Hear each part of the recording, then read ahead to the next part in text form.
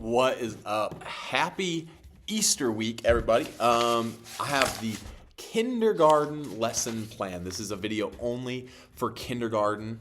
So if you are volunteering with the older kids, 1st through 5th grade, you can turn this off because none of it's going to apply. For those of you serving with the kindergarten, thank you so much. We're going to have an awesome weekend. I don't know if you're not used to serving with kindergartners. They are so fun. And I want you to, here's what you're going to do. Take your expectations and lower them. Lower them because on Easter weekend, we have so many guests. We have so many kids that this is not their normal routine. I know you think like, man, these kids come to church every single week. No. What we want to do is provide a great experience for kids who don't regularly come to our church. And so what I want to do is prep you, and I'm going to say this to you, not to freak you out, but actually to empower you. Expect to lead, okay? I want you to come into this room expecting to be the one that's in charge. Now, if you've said to me like, hey, I do not want to be in charge, don't worry, I've paired you up. But for the most part, it's easier for me to say, expect to be in charge, and then have you paired with someone and you go, whew, I don't have to do that, rather than you think, I'm not going to have to do that, and then on a moment's notice be like, and now I'm running this room. We have a lot of help in the kindergarten class this weekend, so don't feel like you're going to get overrun by children. Even at our services like 9:30 will be bonkers. We have a lot of help at 9:30, so we're going to do fine.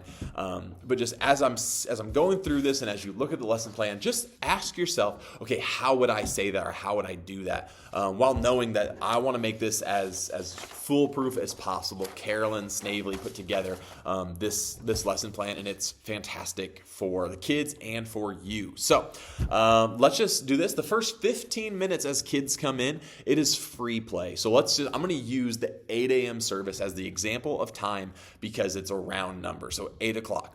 You do not actually start anything until 8:15.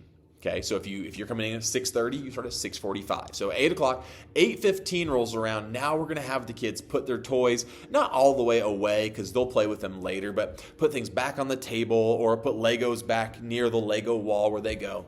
And they're have kids sit down in a circle, or if you at this point want to have them more face you and have them kind of all be this way looking at you.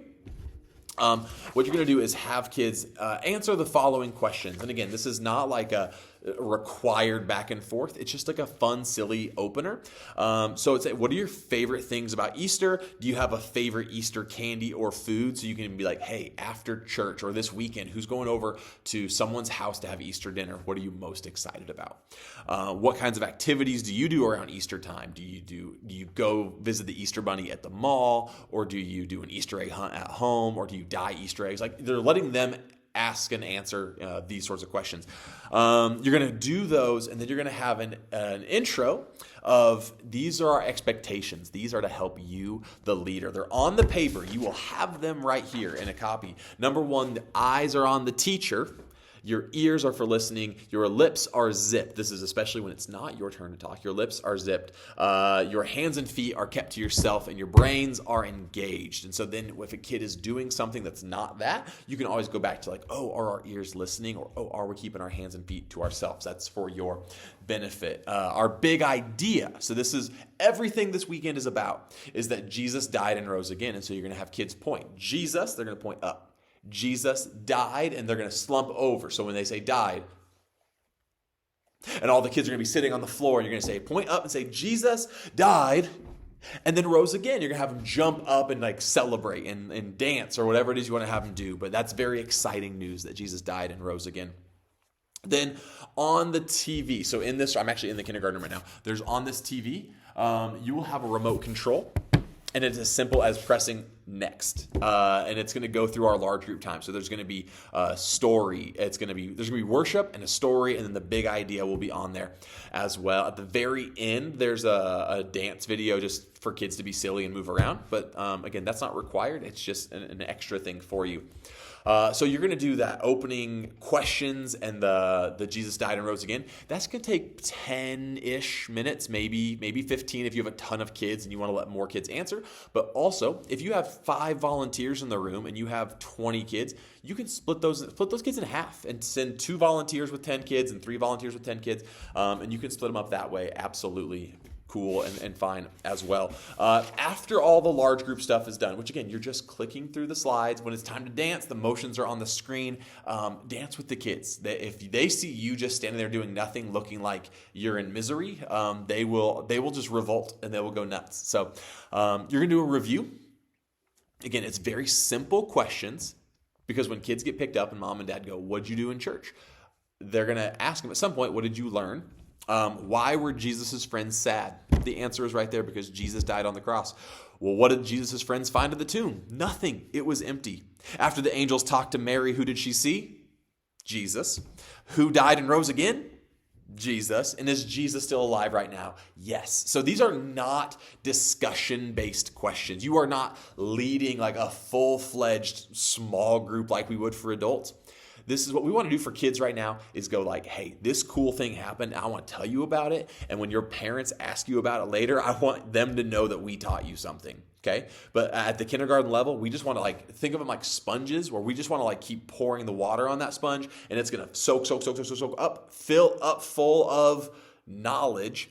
And as they get to the older age groups, then we start to wring that out. We start to get the application out of them. But right now, we just want them to know that. We're going to have you pray for your group. We have a prayer. If you're like, "Oh, no, you didn't sign me up for praying out loud." Guys, right here, it says prayer, and you can literally just read that prayer to your kids. "Dear Jesus, thank you for being alive. We want to tell everyone that you died and rose again. Amen." I am totally great if you read that prayer. At the older kids level, I always ask the kids, "Who wants to pray to close out our group?" And if no one raises their hand, I say, "Who will just read this prayer for me?" So I'm totally great if you do that. We have a memory verse that you can practice with the kids. You will need an Easter egg. I do not have one currently because they're all in the other room, but you'll need an Easter egg to go over the verse. The verse is also on the screen. And then finally, you can play a game called Jesus is Alive. It's like Duck, Duck, Goose. You only say Jesus, Jesus, Jesus is alive. And they run around in a circle around the room, so you can do that. If all of that gets done and the parents are still not there to pick the kids up, you have a couple of coloring pages or I Spy activities you can do, or the kids are free to go back and play with the toys that they were playing with at the beginning of service, and you'll do that until parents come to pick up. So all of this should take you in the ballpark of 65 to 75 minutes, including 15 minutes on both ends of free play. So you will be busy, for 40 minutes. And in that time, there's also videos and worship. But just know, the biggest thing that you can do is just be relational with the kids, be on their level. When you are talking to them and you're asking these questions, don't stand and look down at them. Get down on their level. So if they're sitting, you should be sitting or kneeling down. In this room, there's usually smaller chairs. Like I always say, for me, I'm so big. I'm like, let me sit on a smaller chair, maybe not get on the floor. But you have all of that to do, and that is it. Honestly, like I said, Carolyn she did such a good job of making sure that you would be successful, even if you've never, ever done this before. You get to come in and just have a great time. Again, biggest win takeaway would be that parents would pick their kids up and they'd ask them the two questions that they always ask. Did you have fun? Yes, it was so fun. We got to do this. What did you learn? That's the second question. Did you have fun? What did you learn? Oh, I learned that Jesus died and rose again. Oh, did you hear about Easter? Yeah, what happened on Easter? And they get to tell their parents the story. It's bonus points if we get to something like this and they get to take an activity sheet home.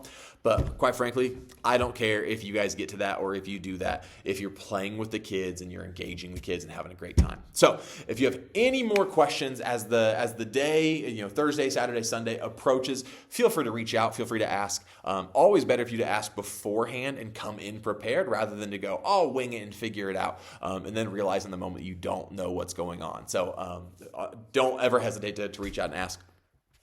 You can just respond to the planning center. You can email it and it will go to me. So anyway, thank you so much for saying yes to volunteering this weekend. I know with spring break and Easter, it's kind of a busy time, but you guys are making a huge difference and allowing the parents to be uninterrupted as Dan speaks to them from the Easter story, kind of, spoiler alert. And so we're going to have a great time. Have a great day. Have a great week. And I'll see you guys this weekend. Peace out.